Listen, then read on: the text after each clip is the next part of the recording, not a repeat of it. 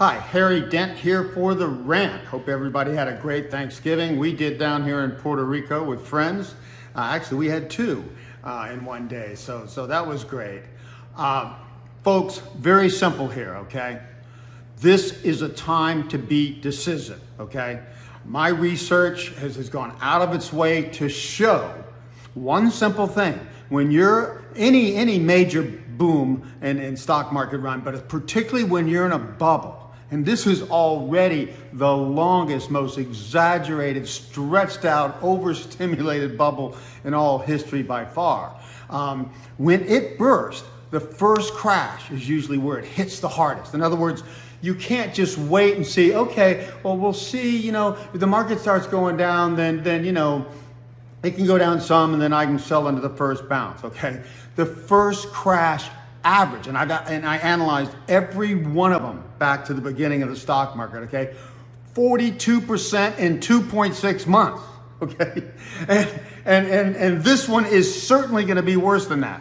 When I look at the S&P 500 and look at the most obvious targets of support, if we have a first crash here, it should be down 47%, and the QQQs of the NASDAQ 100, 57, 58%, okay? So this is only gonna be faster, harder. Why? They've held back the dam longer, okay? I mean, again, another principle, if you have a problem or a challenge or a crisis, the more you try to take the easy way out and put it off and do the, don't do the right thing, okay?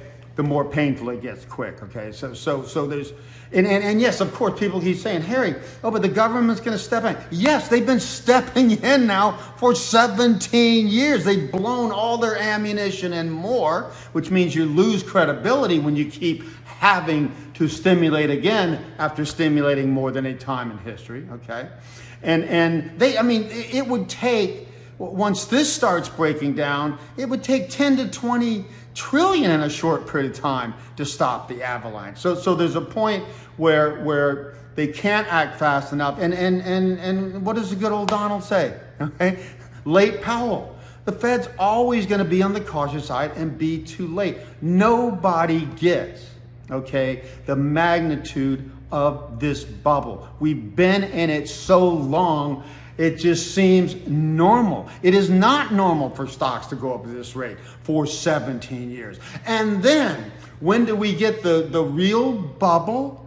This is now a bubble within a bubble. I mean, this entire rally from early 2009 has been, I'd call it at least bubbly, okay? It's stronger than a normal rally. And only one quick setback over COVID, okay? And now we have this blow off of this now 17-year bubble from COVID, beginning of COVID, early 2020, into now late 2025, right in the normal bubble phase in a normal long-term boom that ends up bubbling and blowing off. And another thing to remember, folks, from studying history, what's the difference between recessions, even deep, long recessions like the 1970s, and depressions like the 1930s or the early 1840s and late 1890s, and real depressions? Bubbles. Depressions follow bubble booms. Recessions, even deep and long, follow normal booms. If you don't think this is a bubble boom, then there's something wrong with me first, because I tried to make it as clear as possible, okay? So that's where we're at. And again, look, we're coming in, from Thanksgiving into Christmas and New Year's. That's normally a good period for the markets. I say I'd rather be out even for this period, okay? If you are gonna stay in, at least be out by the end of the year, okay? But I said, no, even this, because you have to also remember, when you look at major tops like 2007 and 1929 and 1972 and things like that, and 2000, they tend to come most often in September or October. So this October 29th, what looks like to me could have been the top already, okay? This is coming right in that lane where, yes, normally you'd have a Christmas rally, but not in any year in history when you put in a major top and a major bubble or boom. So So again, it just makes sense here to be safe than sorry, but just be decisive. It's not hard, especially with the ETFs now. If you get out here, and it does keep moving up into Christmas and stuff, and everybody's saying, oh gosh, 2026 is going to be another banner year. Well, you know what I'm going to be looking for, if we have a strong first week of January, and if then on top of that, January ends up being an up month, that could increase the odds. That would be a sign that this may not have been the top of all tops in 2026. Could be another up, or at least, partially up year. Okay, well, that's fine. It's not hard if you make a decision here to protect yourself and get out of stocks, out of real estate you can sell, and of course that's harder, out of risky bonds and into safe bonds, all that sort of stuff. If you make these decisions now, you can reverse them, okay? And I'm going to be looking for this. But this is the highest chance I've seen for a top here. And another little trick I'll tell you, tops almost always occur in odd years and bottoms in even years. So what I'm calling here for is a top, again, top of a lifetime, not just another good top every 10 years, a decennial cycle or something, okay? And the bottom's likely to be in early to mid 2028. That would be similar to other crashes of this magnitude. The 29 to 32 crash took 34 months to hit bottom. And it topped in September 29 and bottomed in July 1932. Again, top odd year, bottom even year. So that's just the best.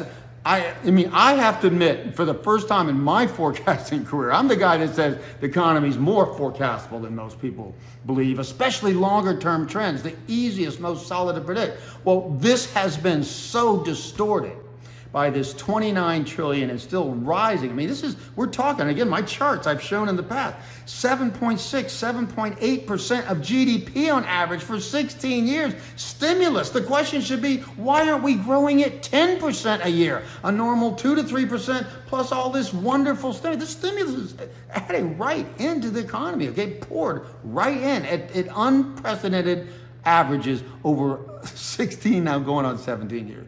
So again, this cannot end well. This does look bubbly. This lasts since COVID. This bubble within a bubble is now what I'm describing it. And this has never happened. So again, this can't end well. Be decisive here. Get out of everything risky you can get out of. And I'm going to look at this more in the December and January newsletters.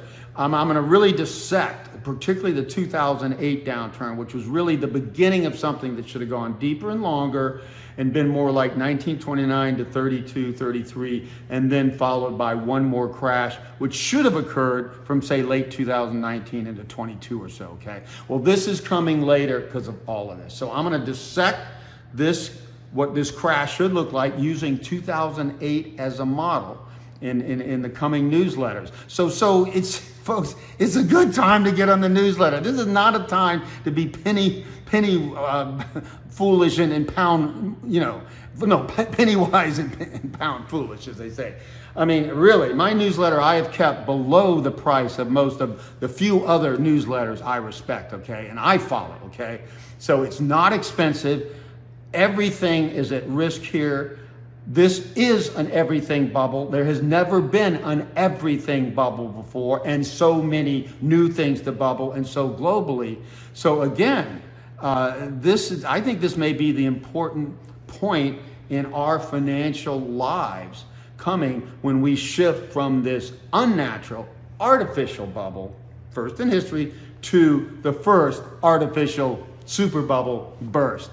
And again, you're going to need help with this. I'm sorry. I can't predict this as cleanly as I could in the past with past stuff, but I am on this, and I'm looking at every comp and every possible angle this could happen. And so I'm going to be here to help you follow this thing down, be out of the way, be in things that are making you money, not just sitting in cash.